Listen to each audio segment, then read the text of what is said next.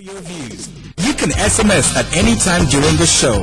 Type Spectrum, leave a space, type in your contribution and name, then send it to 7197. Your views, our interviews on Spectrum, Radio 1 FM 90.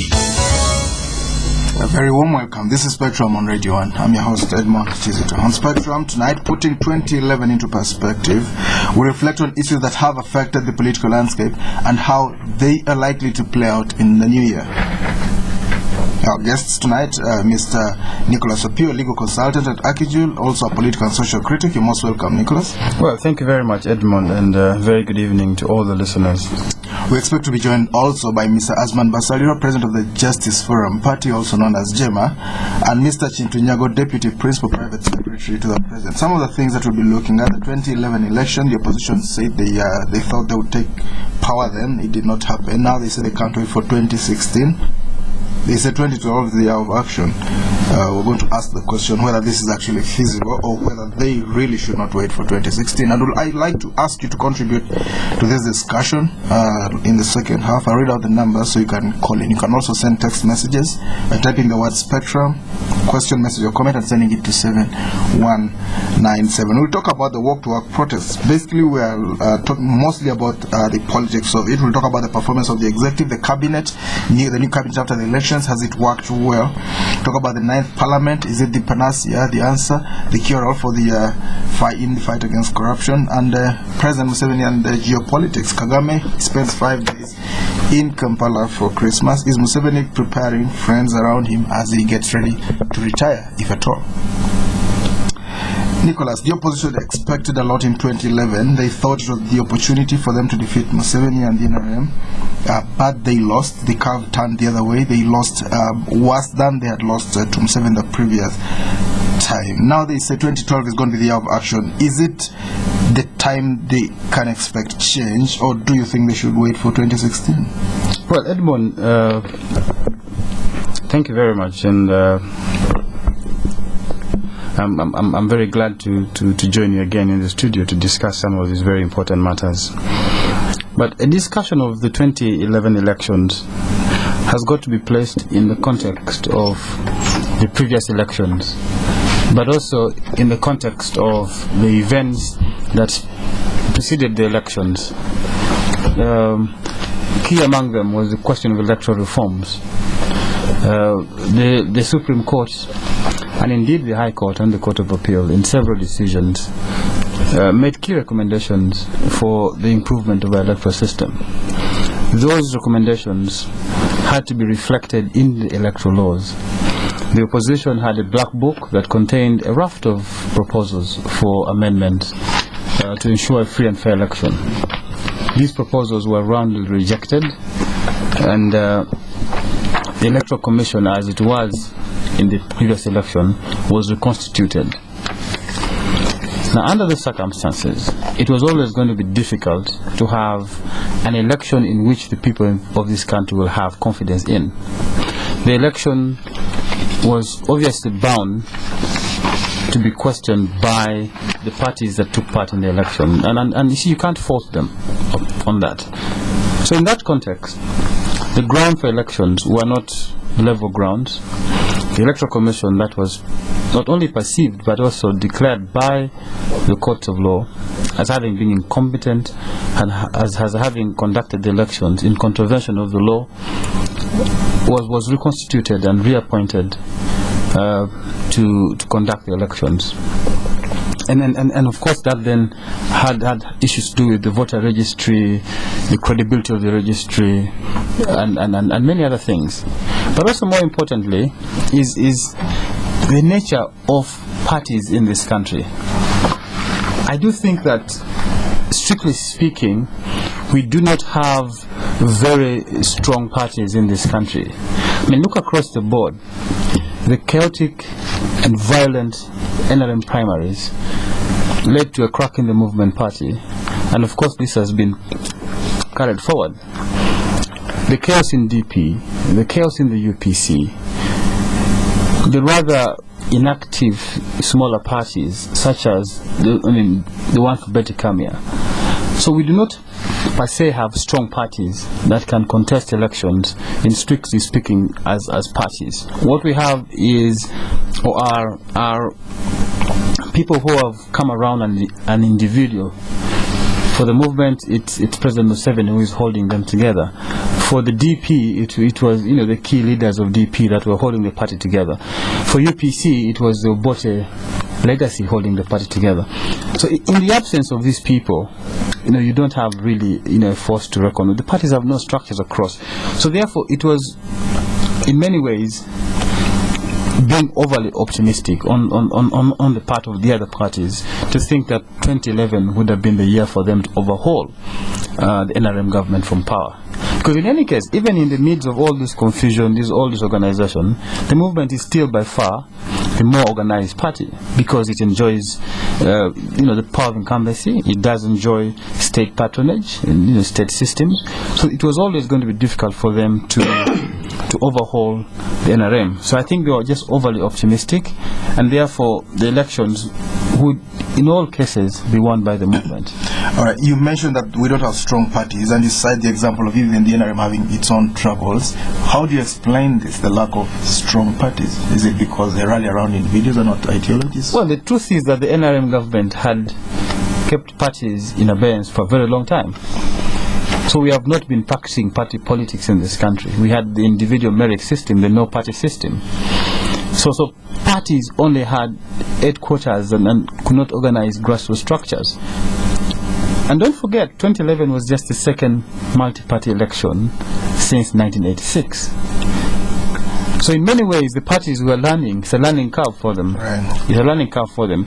But also more importantly, the truth of the matter is, parties as we have them today in Uganda do not have structures, cannot in any way, I think, have a national appeal. I mean, look at a party like DP. Yes. DP had 150,000 votes across the country. 150,000. 150,000 votes in the country. Right. That tells you how weak the party is in terms of structures, in terms of the overall country outreach. So we don't have parties per se. I think our efforts need to be to build parties, because building a strong multi-party system requires that you have active parties that are very strong with structures and that enjoys the support of not just the donors but also the state, because a strong party is good for the ruling party. Listener, this is Spectrum on Radio 1 tonight, putting 2011 into perspective, reflecting on issues that have affected the political landscape and how they are likely to play out in the new year. We've just been joined by our two other guests, Mr. Asuman Basalirwa, President of the Justice Forum Party, also known as JEEMA. You're most welcome, Mr. Basalirwa. Thank you. And Mr. Kintu Nyago, Deputy Principal Private Secretary to the President from the NRM Party as well. You're most welcome. Thank you. I thought he was a civil servant. No, he also belongs to the NRM political party and editor of the Contemporary Africa Review magazine. Asuman, do you think the opposition has said they are going to rally themselves around 2012, hoping to get a political change? Why don't they wait for 2016? Well, I don't know which opposition you're talking about. I'm not very sure there has been a collective agreement on that position. If you are talking about walk to work, then walk to work has never been an initiative of the opposition. Walk to work is an initiative of some pressure group called Activists for Change, headed by Mr. Matthias Mpuga of Sobi, rallying Ugandans around a cause. For us, we participate because we think there is a cause. So I don't really think that there has been any collective agreement. Although if you asked me whether I will participate or not, I will tell you the reasons why FOC was formed still exist. Despite all the risks we went through, I was arrested, denied bail, I went to Luzera, I will still participate if you asked me, because the conditions are still prevailing. So I think that nothing much has changed. As a matter of fact, the situation has just been exacerbated, and I am happy, I'm glad that so many things continue to unfold, because you see, that time it was about the opposition. Subsequently, it became the teachers. After the teachers, both the university and primary. Yes. And secondary, I think. Then the traders. Yes. Okay, Kasita. Right. Then it came to the lawyers. Then it came to the women, you remember. Then the health workers. Now it's everybody. With the electricity, it's everybody. So you see that it's a culmination of all issues. Now, if a pressure group is coming up to raise a platform, to provide a platform for articulating and advocating for attention and reforms around those issues, be sure that I as Basalirwa will participate, and I will also call upon the members of Justice Forum to actively participate. All right. Mr. Kintu Nyago, the opposition says change is coming next year. Are you people ready for it? Well, I'll begin by, thank you, Edmond. Good evening once again, listeners. I'll begin by also making comments on some of the opinions of my fellow panelists. To begin with, many of the issues the President General of JEEMA is talking about, the economic issues, are of a global nature. And the question that would come to the listener's mind is, let's take Britain, where there were these riots. Is there no opposition in Britain? Or is it that the parties, the opposition parties in Britain are less cerebral? The leaders there are less cerebral. They could not discern these issues, hence they could not join the walk to work in the riots in Britain. That's point one. Point two, let us take lessons in how the British establishment responded. They responded in unison.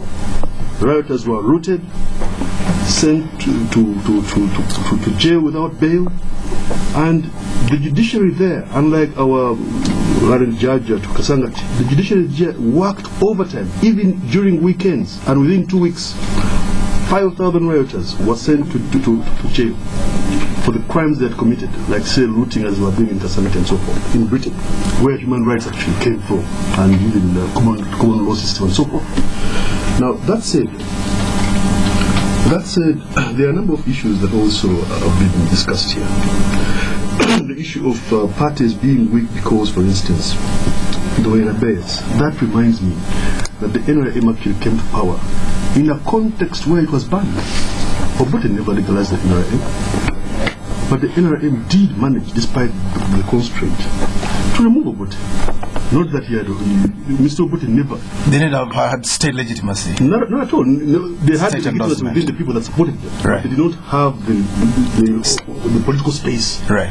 They were never legal under the Obote II government. So was the ANC. The ANC was banned in the early 60s. So you support this, but they should do the same next year? I'm saying that being banned per se does not mean that it will be weak.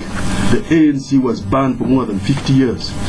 But it organized and resisted apartheid until when it was legalized, not through because the Boers loved them, but because of their force and moral authority. They even won the elections. You see? After 50 years, and the entire leadership was imprisoned in the Rivonia trial, yes. Mr. Mandela being the most significant of them, and the others went to exile. Then others cropped up in the internal opposition, people like Cyril Ramaphosa and others. Now, the NRM, I'm sure, has its problems, but for sure it has structures. On every village, there are 30 people. On all the Ugandan villages. You've been in power for 26 years. It's easier for you, even though we had a rioters primary election. True, yeah, rioters primary, yes, there were problems. That's true. But the point is, the NRM is not in power because of incumbency and patronage. Because it came to power without that. That's the important point, under very constrained circumstances. All right. And also, it has structures. You may question their vibrancy, but it has structures on every village, on every Ugandan village. There are 30 NRM officials, not members, officials. Yes. Officials who have offices, same gender. With a desk and paper. Pardon? With a desk and paper and so on. Well, you see, these are paper structures. Every party, and then secondly, the word is a national party. It won throughout the country. I'm not saying it won. All Ugandans voted for it, but for instance, it won in Lango, it won in Acholi, it won in Karamoja, it won in many parts of West Nile. That's true. And so it's a national party. Okay. So basically, you've made it very, very clear. The party, you're giving them strength. 2012, they can go ahead and do whatever they want. They don't need the support of the government. No, but talk to us about Edmond. But maybe briefly to respond to some issues. Number one, I want to agree with him. The weaknesses in parties is not because parties had been banned. Yes. It's because of the general situation, the I don't care attitude in the Ugandan population. In this country, civil society is weak, media weak, all the professionals are very weak. So you don't expect... They are not organized. They are not organized. Well, call it organizational weaknesses, right. Call it that I don't care attitude, a spirit of hopelessness, a spirit of resignation, there is despondence. So it's cutting across the country. So I am telling you, I am passing indictment on civil society, on professional bodies. In fact, civil society are stronger than parties in this country. By the way, for quite some time, the media was acting as an opposition in this country. Before it was like the citizen. Yes, before they became very tough on them. So that is one. Number two, the issue of the globalizing economic problems. I want to agree with Mr. Nyago that it's true the problems in this country are of a global nature. They have affected the whole globe. But I think what we need to discuss is the response from the various governments. Look at what happened in our neighbors here in Kenya. Last year, Kenya passed the Essential Commodities Act, where they have put ceiling on certain essential commodities. That's a response from government. The ceiling on price. America, yes. On salt, sugar, I think cashew and beans, something like that. Yes. Okay. In America, they are cutting spending. Okay, look at the austerity measures being undertaken by the now called PIGS countries, Portugal, Italy, Greece, and Spain.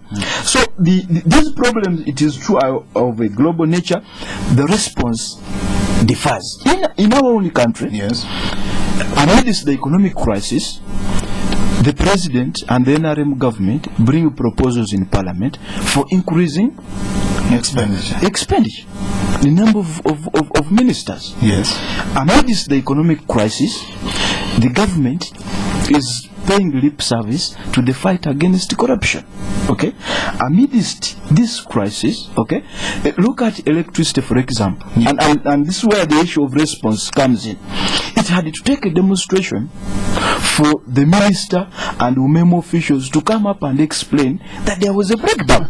Yes. Okay. So I think whereas it is true, government is insensitive, you're saying. Whereas it is true that our problems, these economic problems, are global in nature, our response here has exacerbated those problems, right. And that makes a justification for people's participation in the process and demonstrations, and that's why the opposition elsewhere cannot behave. All right. Like what is happening here. Okay. Yeah. Mr. Nicholas Opiyo, of course, Mr. Chinjaga has given you people in the opposition hope. He says you can do it just like they did them. Take heart, you don't need their support, but you can do it. Do you think this will have a chance in next year, 2012? You see, the point that I think we need to make is that the parties need to expend their energies in building structures and building capacity to take on, the NRM government that has been in power walk to work for the 26 years they've been in power.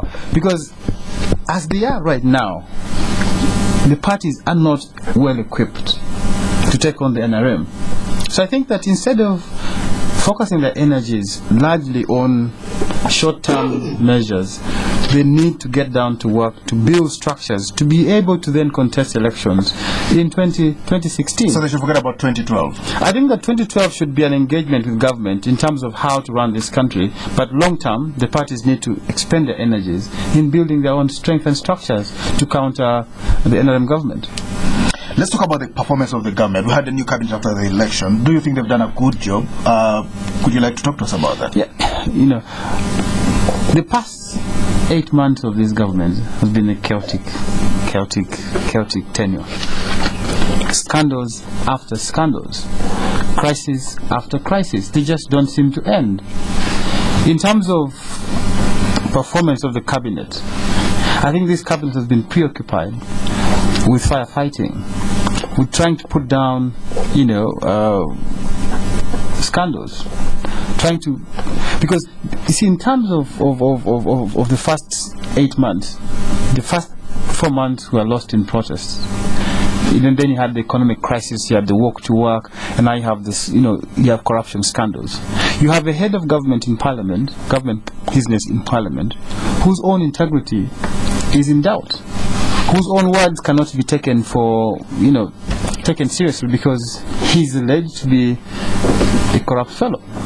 So I think that has, in a large sense, undermined the performance of this government, that you have people in this government whose very own integrity is in doubt, and their words cannot be actually taken for gospel truth, because that explains, I think, in my view, the friction between parliament and the executive.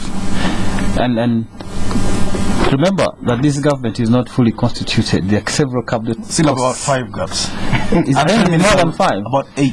I think it's more than 5 now. Probably 9 because So I think we need to have a fully constituted government, a government that has the confidence of the people. Right. Yeah, we do have the confidence in head of state, but I mean his tax. You can imagine the irony of Mbabazi lecturing, his fellow ministers to fight corruption. Right. So I think that in terms of governance, we've lost time in fighting a crisis. We have not fully constituted the government, and in many ways the country is suffering because of that. This is Spectrum on Radio 1. We're going for a break. When we come back, we'll continue to talk about this executive, their performance, the first year in office. Just like an uncut diamond is brought to life by unmatched skill and dedication, only our brewmaster holds the secret to crafting a crystal malt lager. Under the exacting international standards at Now Breweries, he uses only the finest, most carefully selected grains of roasted crystal malt and sets in motion the delicate process of releasing their full roast. The result is a world-class beer with a fresher aroma, a richer golden color, and a maltier taste. Nile Gold Crystal Malt Lager. Beyond an ordinary malt. Not for sale to persons under 18. Let the sunlight in.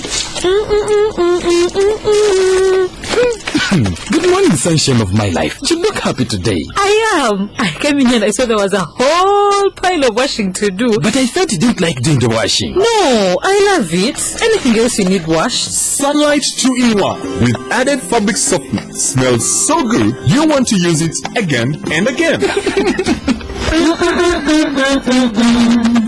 Let the sunlight in. Sunlight 2-in-1. Sunlight clean, sunlight fresh. Sunlight in.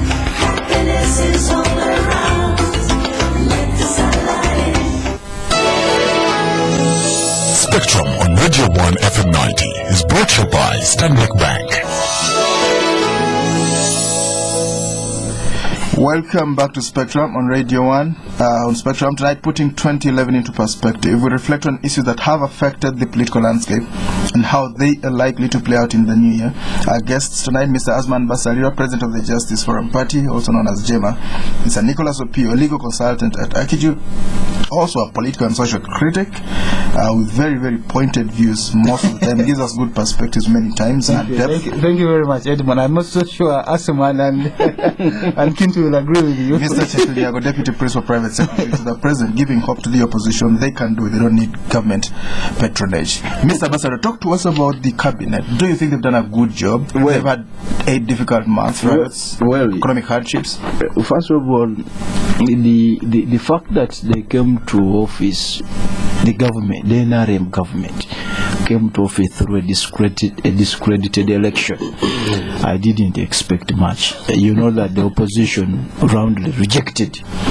But you never went to court. The outcome. We went to the court of public opinion. That's why, even before the swearing-in ceremony, there was almost dissatisfaction all over the country. Okay? So that's one. Number 2, when it came to constituting the cabinet itself, it was a disaster. I remember you gave me opportunity to come and discuss cabinet here. And you recall when we were talking about experts, including our own, the Honorable Maria Chuanuka, I told you that she's an expert, very committed, hardworking, with a very clean record, but is going to swim in dirty waters. So ultimately, she's going to come out dirty. And that one works across all the other technical people that are being praised as newcomers. So you have to look at that.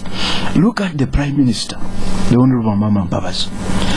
My colleague Nicholas has talked about the fact that he has no more authority to preach about corruption. He go beyond that. The High Court has said in one of the petitions they petitioned against him in Musinguzi versus Amama Mbabas, that the electoral irregularities that Honorable Amama Mbabas was engaged in have never been experienced anywhere. What do you mean in this country? What do you mean by that? No, I am talking about And voting over. What do you mean? No, I am talking about the electoral violence perpetuated by Honorable Mama Mbabas. You should read the case and get to know what Justice Shibuka Musoke said. The electoral violence, the bribery, the intimidation, and the like. Now, that is the person who is the leader of government business.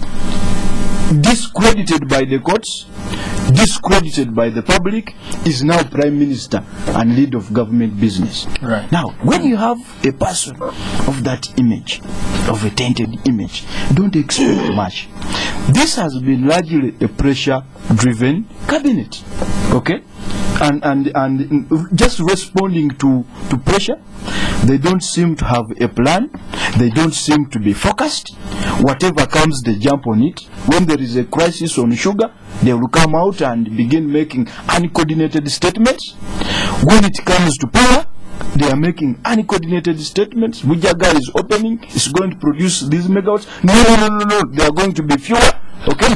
When it comes to parliament, there is a scandal. Cabinet is sitting to take positions on criminal liability of individuals. All right. Okay? So I think just to supplement your points, you know, the Speaker had a quarrel with the Prime Minister. He hasn't submitted the list of government business to the Speaker. Right. So there's no business. Yes. Government business. so. I think we, as a country, we are getting a raw deal. For all the last 8 or so months, I think it has been wasted. So even though we have these technocrats, the finance minister, Abraham Biandala, Muyingo in education, Alupo, Muyingo, Alupo, Ondoa, all the, you don't think it's going to work? No, but you, for example, look at Ondoa. Yes. And what is happening in the health sector. It's not going to work. But I just came back from Gulu, people are dying of nodding disease. Yes, what much has changed? Look at Uganda and the road sector. What are you people going to do about some of these things? Mr. Opiyo says that it's just from Gulu and people are dying of disease. That's not new. We are a third world country. What is new is the fact that our health indicators are getting better. Say immunization as an instance. We have eliminated a number of diseases that used to kill our young ones. Yes. That's it. You know, it's the beauty of democracy is that it gives people a chance to air out views as they see them.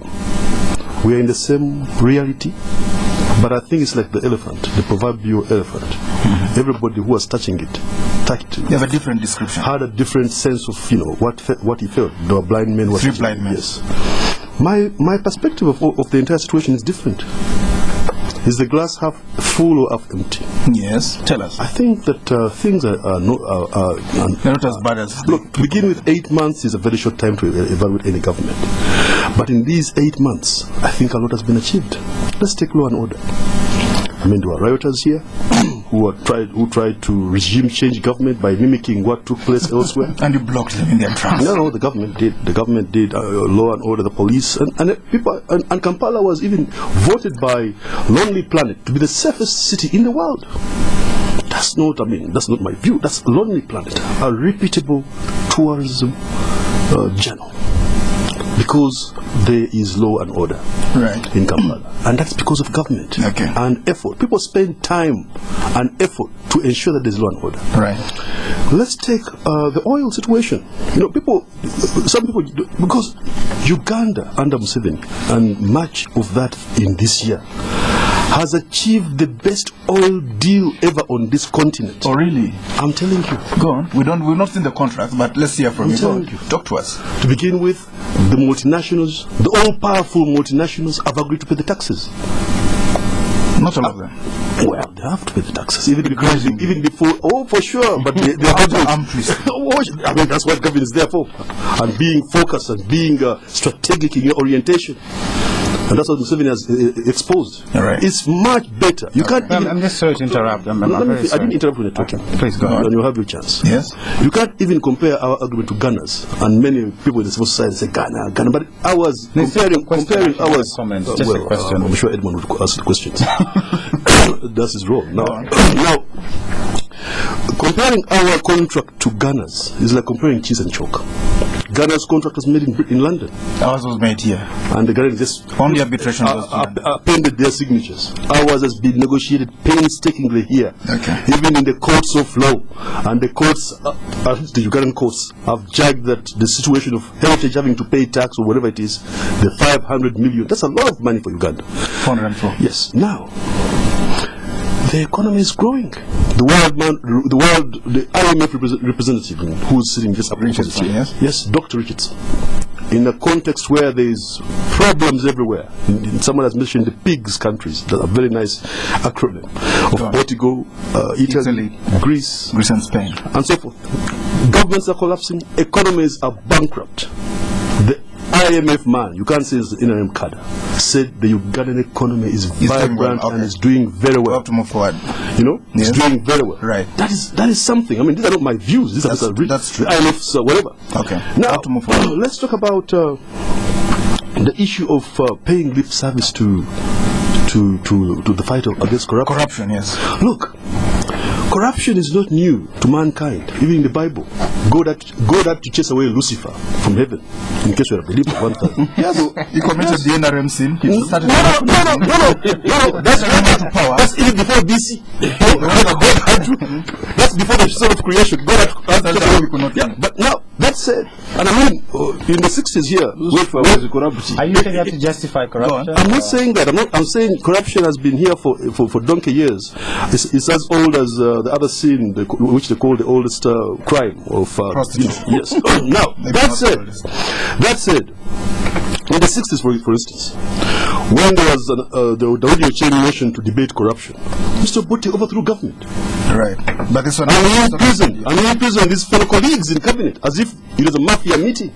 Cabinet meeting, he imprisoned 5 very senior. Let me remind you, Barak Chiria, chairman UPC, Bukedi, Ngobi, Matthias Ngobi, chairman UPC, Busoga, Dr. Rumu, Minister of Health, chairman UPC Buganda, Grace Ibingira, Secretary General, chairman UPC Yankole, right. George Magezi, Minister of, I think, Africanization and Chairman UPC Bunyoro, in prison in a cabinet meeting, deliberating legitimate issues. And the NRM is committed. But now that's it. In the case of this year alone, in the fight against corruption, we have seen institutions put in place by this government, like the parliamentary committees that are headed by the opposition.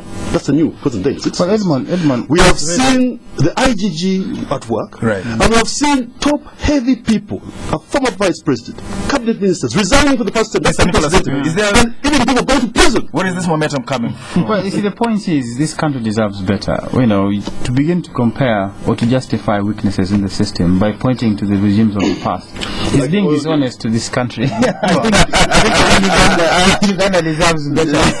You know, people demand this not because we think that they have made some progress, but the point is, we are far off what is an ideal situation in this country, and that's the point. Do we have the commitment? Is that because we don't have a commitment? Well, I don't think the commitment that is being said in words or in manifestos is being reflected in actual work in fighting corruption. I mean, if you have a government that has people around you who are being accused of being corrupt, they may not have been criminally, proven guilty, but they need to take political responsibility and get out of the conduct of public affairs. That's not their business. So I think that the fight against corruption really is way off pace. We haven't done much. Right. I think, in my view, it's a smoke screen. Smoke screen. You have a vice president in court.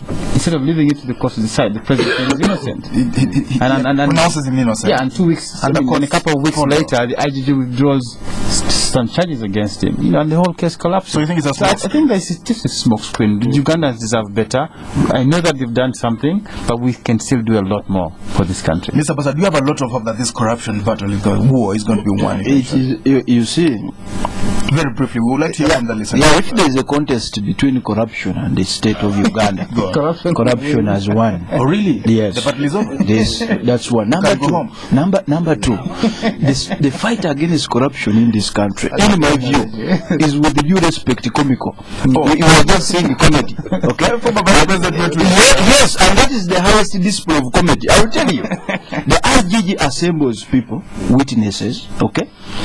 High profile in terms of education, standing in society, they go to court and begin making contradictions, and eventually there is no case to answer. Right. Okay, so for me, I have said corruption is not fought through institutions, it's not fought through laws, it's fought through will. As a matter of fact, Uganda could be having some of the best anti-graft laws in the world, yes, but still corruption continues skyrocketing. Right. Whenever the Transparency International and other organs release, because you see, Mr. Nyago has just pointed to the fact of a reputable organization ranking Kampala as the safest city. I don't know where that comes from. Yes, but Amnesty International has been ranking, how we have been moved forward, especially in the East African region. Yes. So I think really this so-called fight against corruption in this country is a comedy. Just smoke screen. Those are words we're hearing. Briefly. Let's hear from the listeners. Our time is very close there. This is Spectrum on Radio 1. Tonight, putting 2011 into perspective, reflecting on issues that have affected the political landscape and how they are likely to play out in the new year. Our numbers 0414 348 111, 0312 260 390, 0312 261 390. When you call in, please tell us your name and where you are calling from. Spectrum, hello? Good evening. Yes, sir. My name is Nyago. Yes, Mr. And I greet Nyago, the president of JEEMA and the lawyer. To agree with the Nyago on one thing, that the fight against graft in this government is actually more than the previous government. And what was lacking, I think, it was because the institution called Parliament. I want to commend 9th Parliament because it stood firm against corruption, and we actually need to support them. President alone cannot fight corruption. And let me also remind my friend Basalirwa, corruption is across even the other political parties. Now, what we need now, I heard him saying the civil society corrupts and so on. But what we need now is to build a very strong civil society, not condemning them. They are not coming up. You cannot compare civil society of today than those of yesterday. Spectrum, hello? Hello? Good evening. Good evening, your name? My name is Paddy Kayon. Paddy, yes? I'm calling from Gorovi. When it comes to corruption, really, I want to agree with Mr. Nyago that the government has done everything it could. When you look at all these measures that are put in place to fight corruption, the tax has been put in place by this regime, the IGG, the police that is trying to fight corruption, the open media where everyone now can talk about corruption, and the vibrant civil society is as initiative of this current regime. And if we continue like this, I'm sure we are going to fight corruption, and in the next few years we are going to see corruption going. But I want to tell you that corruption is a moral issue. The government only cannot fight this evil. It starts right from everyone's mind. So you cannot pin government per se that is the only thing that can fight corruption. We have to fight corruption as a collective whole. Spectrum, hello? Hello. Yes, sir, your name? Good evening. Good evening. Chacham from Kenya is my name. Yes, I got disturbed when I heard a number of people within the studios maybe taking away the blame from the NRM that it has not done a lot to see that at least for us as a mouth party, and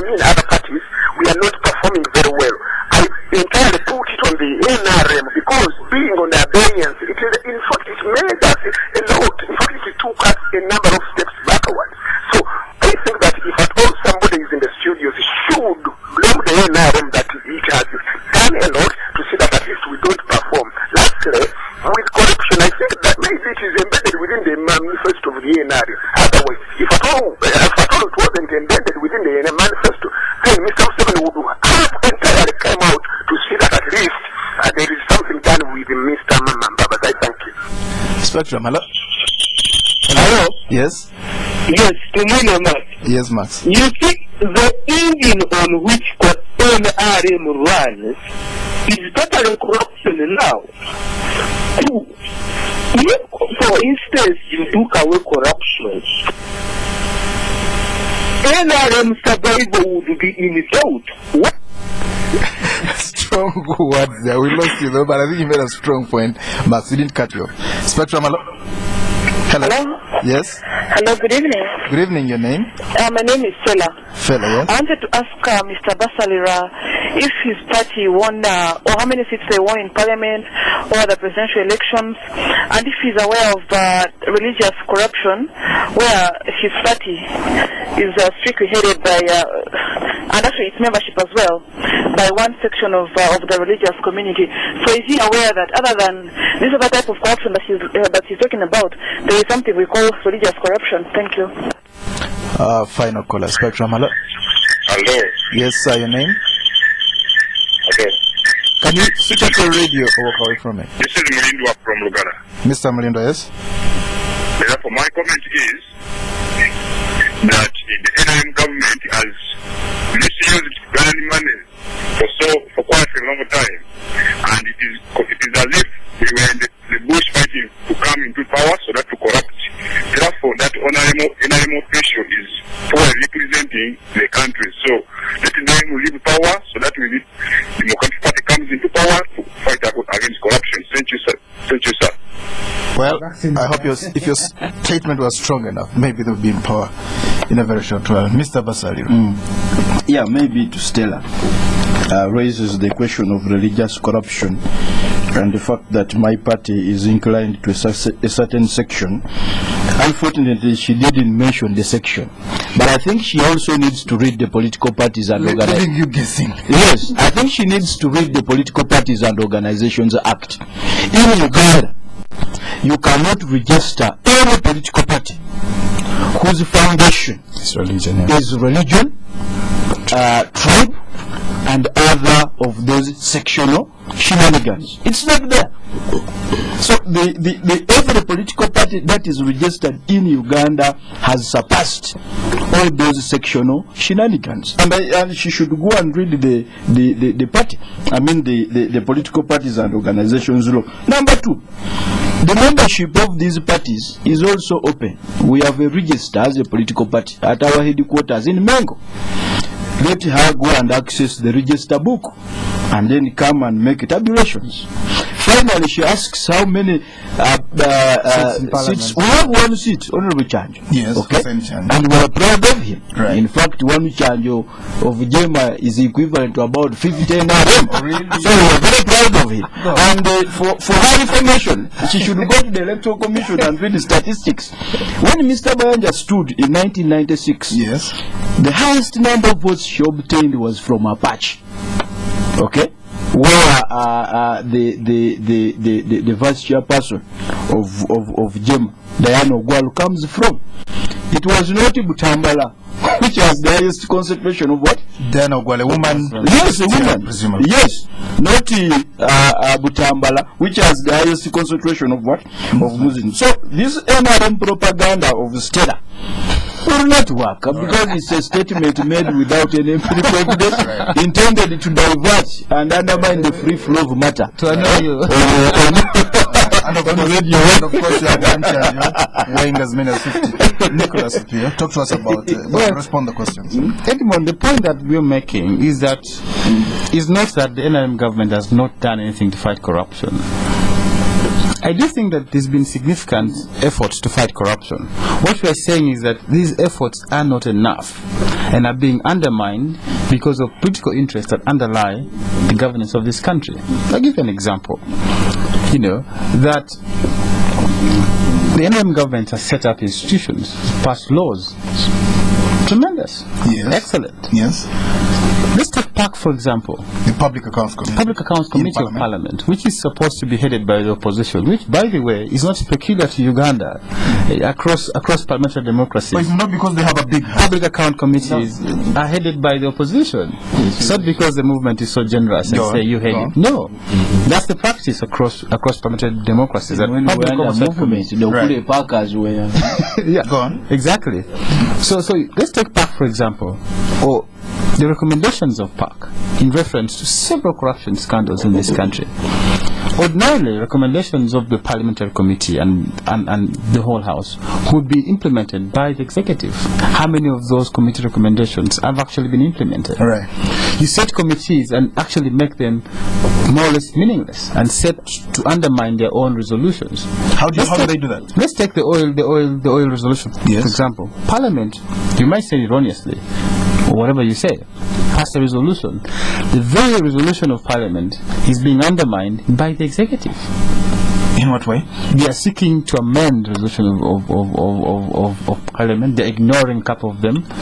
So you see that we've put structures in place, but these structures are not being accorded the space to operate, to fight corruption.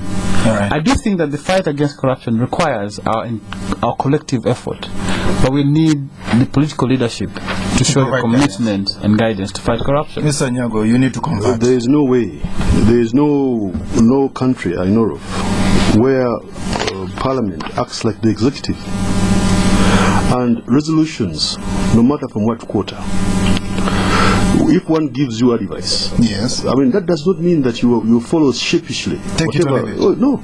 What if that evidence may sound good on paper but is not thought through well? I mean, PAC is not composed of fighting corruption. PAC is not composed of angels, infallible people. Infallible, not angels, but infallible, like God, who is perfect, omniscient, omnipotent, and omnipresent. No. So I mean, PAC is not also the monopoly of wisdom, and it's within the right of the president and the executive to take or leave any advice. Now, on the issue of political will, parliamentary resolution, what advice? They have legal. Well, let them go to constitutional court or whatever. Let them go to constitutional court or whatever. Right. I mean, because like the resolutions in the past, like for example, the oil whatever should freeze investment in the oil sector. You won't accept that. With the president as a president mandate. Go on. I thought he has a national mandate, and his mandate is to execute his political manifesto. With or without parliament? I'm not saying that. Parliament cannot usurp executive powers. I thought that's what you said at the law school, constitutional law. Now that said, political will is really manifested. The president went to PAC. And also, look, parliamentary democracy has been in existence for more than 300 or so years. In the 60s, we had our first parliament.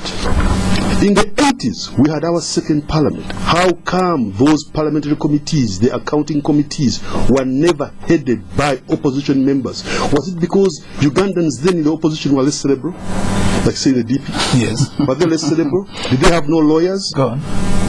So, the political will of this government has been very central in ensuring that accounting committees in parliament are headed by the opposition in as much as the opposition is in a significant minority. So you really want to fight corruption? It's not in your manifesto like... Exactly. And the president, how many presidents have you had of meeting PAC? How many? Whether in Britain or whatever it is. How many? How many executive members have you got? So that's political will. Corruption many people from State House have been named in. Well, you might they are facing due process. Right. I mean, nobody has ever said that in State House there are people who are perfect, who are incorruptible and so forth. But even in Parliament, oh yes, there are problems. Even in Parliament, I'm certain. Even in Parliament or in academia, in law society, or in law fraternity, where you come from, you think are there many cases there of lawyers defrauding their clients and so forth? That's very commonplace. Right. It is. Now that said, you find that really the political will really does exist, and well, the point is that those who have been found wanting And for the first time in our history, ministers have been forced to step aside. But what do you think needs to be changed in the fight against corruption? I mean, not all is just strengthening what is going on. Strengthening what is going on. Strengthening what is going on. Very briefly. Very briefly. Yes. The people who have Mr. Kintu Nyago's age, like Mr. Were and the others, you know where is my friend, just like Mr. Kintu Nyago, like referring to history. Yeah. Okay, you know, in the 60s, in the 70s, but we judge this government on the basis of the promises and standards they have set for themselves. Yes. The reason why, because for example, Amin was not pretentious. He said, "I am like president." Period. So we had to make a choice whether we are going to be led by him or to oppose him and face the consequences. The 10-point program is very clear. The president came. He said, "Mine is not a mere change of guts, but a fundamental what? A fundamental change." If the president tomorrow came out and said, "I don't want any freedom of speech," I am telling you, people will make choices, either to keep quiet or to speak and face the consequences. So this argument of saying in the 60s, in the 70s, it doesn't apply simply because you have set standards for yourselves and we are judging you according to the standards you have set. Well, how much better can you put it? Mr. Nicholas Opiyo, let's go to our final point tonight. President Museveni has been apparently quoting Paul Kagame. At one time, relations were a bit icy. Kagame has been in town, you know, in the past couple of weeks twice. He spent 5 days with the president over Christmas, a unique relationship. Is the president planning to retire, getting friends warm? Well, given that Kagame has retired, I do hope that he will encourage President Museveni that he will leave office at the end of his tenure. But I do think that the geopolitics of the Great Lakes region is more than what you and I, you know, I think Kagame's visit to Uganda has a lot to do with Congo, a lot to do with what is going to happen in Eastern Congo, given the chaotic elections in Congo. Because Rwanda and Uganda have a common interest in Congo. I mean, we've fought in Congo before, we have dislodged governments in Congo. So I think that Kagame's visit to Uganda is I think, an attempt to address the geopolitics, especially the issue of the DRC, because Uganda and Rwanda have a common interest in Congo. That's my reading. I don't think it is because Kagame loves Museveni more, or Museveni loves him more, or that they seek to amend their differences. I think those differences exist, and it's going to be difficult to mend them, because, you know, of the two people involved in this war, they have a history together. They have a history together. The two Kags, you don't think they'll make up? Just forget it. Their wives have the same name, their mothers have the same name. Their captors have the same initial KK, but forget it. These guys are not going to mend their differences. But if it comes to national interest, they'll be friends. To quote each other and, you know, appear to kiss up and make up. But I don't think fundamentally that relation is going to get any better. Then Asuman will have the final one. I have many friends, but I've gone to very few of them's homes on Christmas. Oh, yes, go on. Including mine, you haven't been. So, now that said, for somebody to come to your home, if say you're a Muslim, on Eid al-Fitr, or for somebody to spend time, not that Mr. Kagame is wanting to find places to go to, he could go to Kruger National Park, he could go and visit many people, but he opted to come to his fraternal friend, Mr. Museveni. That shows you that look, people make mistakes in the past, but I think they have made up, and they are now very strong. But also, Rwanda and Uganda, we are very close. We are very, very close. Look, last financial year, Uganda exported to Rwanda goods and services worth $200 million. Yes, that's a lot of money by our standards. Right. And Rwandese and Ugandans are really like brothers. Really true. There are many places in Uganda here. There are villages where Banyarwanda are in the majority. True. For example, where Mutubuza comes from. Right. So I mean, we are really socially, politically, and economically very. Well, but also the use of Kampala as a passing point for Rwandan dissidents could have also been an issue. Mr. Asuman, wrap this up. Yes, I think beyond the geopolitics, which I'll leave to Mr. Kintu Nyago and Nicholas, I think it is in President Museveni's interest to have Kagame here to meet, share a lot of ideas. You know, Rwanda has taken very many strides as compared to Uganda. The president the other time was confessing to Kagame as to how he has thieves in what? It's full of thieves. His cabinet is full of thieves. When you go to Rwanda, the culture, the ethos, the psyche, the attitude, of the people, those are values that the president needs to learn. Oh, so he called him for 5 days. Yes, yes, I think it's a prudent move, beyond the relationship, and we encourage it. It's also good for the relations between Uganda and Rwanda, but for us to also learn how those people, what makes them so magical, and yet they were here, they lived here, they grew up here, they studied here. We have to go. Of course, there's a saying in mentorship that certain things are taught and certain things are caught. You have to watch someone to catch them.